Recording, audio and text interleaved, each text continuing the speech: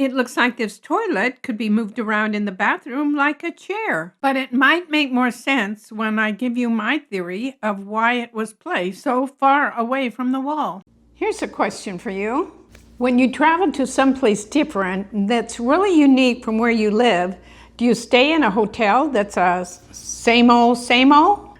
Are you enhancing your experience by booking accommodations that are as delightful as the surroundings outside your room? Or is your hotel exactly the same as anywhere else in the world? Think about it.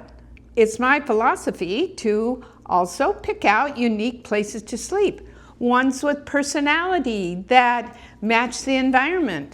Get the experience on the inside where you're sleeping, rather than just going back to your big name hotel room and leaving all the loveliness that you're experiencing outside. One of these unique places was in Česky Krumlov in the Czech Republic. It was in a tower that was 400 years old. Really unique. It had some drawbacks, no elevator, but it was so fun to pretend you're living there just like the soldiers that guarded the city.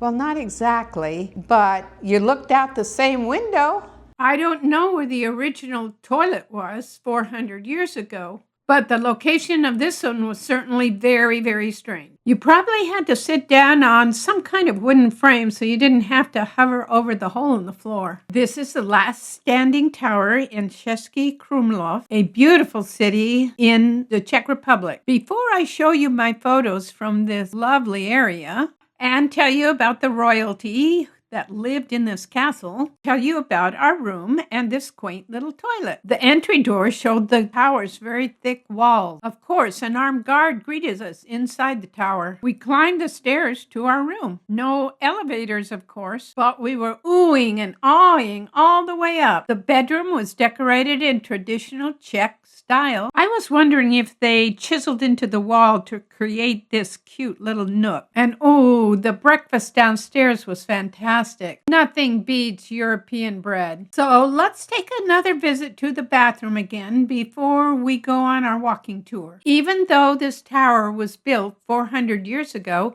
it did have indoor plumbing. It was a hole in the floor that drained to the outside wall, just like this castle in Ireland. The brown stains are still there to prove it. They just stuck the toilet over where the hole used to be. Why make a new hole when there's already one there? Well, that may not be the real reason, but I'm sure it must have something to do with the thick tower walls. Now, do you want to see the rest of this darling little town? The Vltava River almost totally encloses the old town of Česky Krumlov. There are delightful walking and bike paths that run along the side of the river. One of the fun things I love to do as a professional photographer is to get up before dawn to explore the area and see if I can find some exciting photo ops. We hiked up a hill to a little dirt road that led to the back entrance of the baroque castle gardens. What a lucky find that was. Fog or rain can add really unique elements to a photo. There were a lot of photo ops along the dirt road that led to the back of the castle garden. Sometimes I convert the picture to get a different effect. This one's in sepia.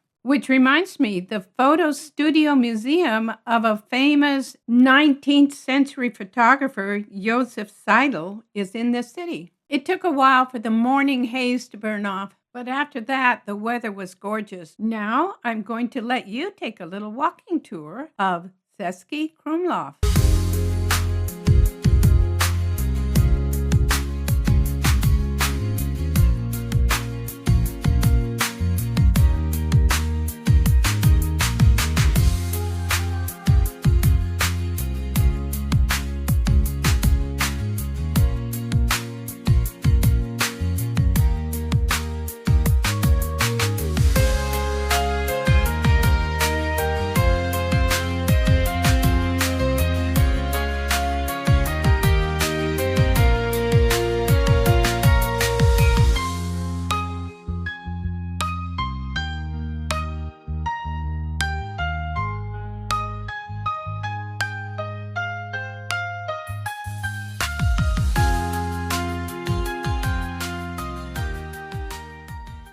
I crawled through big bushes one evening to get this one. I wanted to capture the castle when the lights went on, but before the sky got completely dark.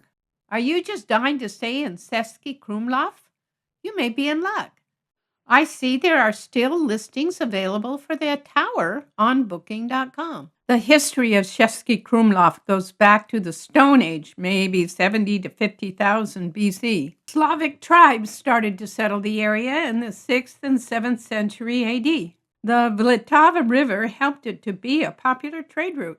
The castle was founded shortly before 1250. It was the second largest and still is the second largest in the Czech Republic. King Wenceslas II acquired the estate for a small while, then ceded it to the Rosenberg family. Just in case you're wondering, the Christmas song about King Wenceslas was about King Wenceslas I.